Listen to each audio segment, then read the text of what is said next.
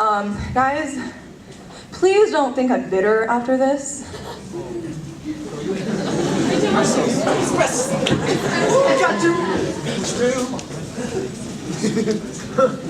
Cold autumn breezes and the stories they hold, and the one that's about us is windswept and old. You ship-crossed your way into my thoughts, and I let you float for as long as you wanted. But the moment that you decided to abandon deck, I drowned you with a storm of ceiling fans and swallowed all of the broken pieces that you left behind so that my throat would scratch so that I could never sing a love song again. Somehow, you walked into my dreams a little bit too early. And so for a girl who never really had her head stuck in the clouds, forgot what it was like to stay awake at night. And it tripped over the roots that led to a tree that bombed the ground with promised fruit so sweet bugs couldn't even help but gnaw holes in. How could someone have the exact same handwriting as I do? Because I swear to God, I did not write the ending to this poem.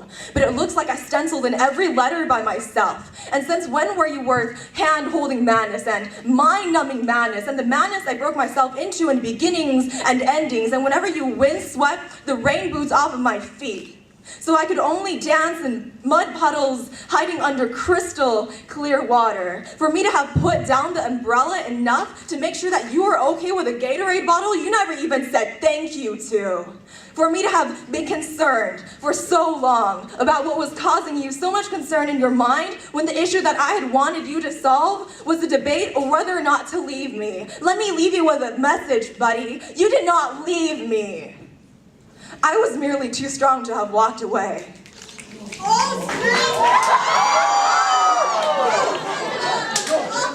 I tried to memorize all the scars and all the reasons behind every scar on your right forearm, because I told myself that I had never wanted to hurt you like that. And I told myself when we were walking next to each other, I would constantly be looking down because you have this strange attraction to man-made shooting stars. But I told myself that as long as you are walking with me, hand in hand every day, that between the two of us, I will be the one who makes sure that we will not fall, and that I wanted to know the you before me, not because I wanted to find a way out of you, and definitely not because I wanted to see past you. But because I wanted to see past you in order to accept the things you don't even want to talk about. I used to think about you the way that tall grass thought about kissing soft legs underneath of white dresses. The way that poker night secrets were left on poker night tables. The way that you would answer if God had called one day and if he or she were like a stranger. The fourth time I edited this poem, I changed every verb back to past tense because I hadn't realized I was still writing in the present, so now, I guess what I mean to say is, thank you for understanding the parts of me I had never wanted to explain. Dry autumn breezes and the stories they've told, and the one that's about you is windswept and old.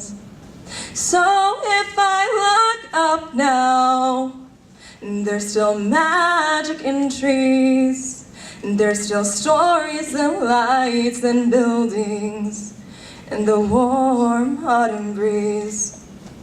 That was great. Woo!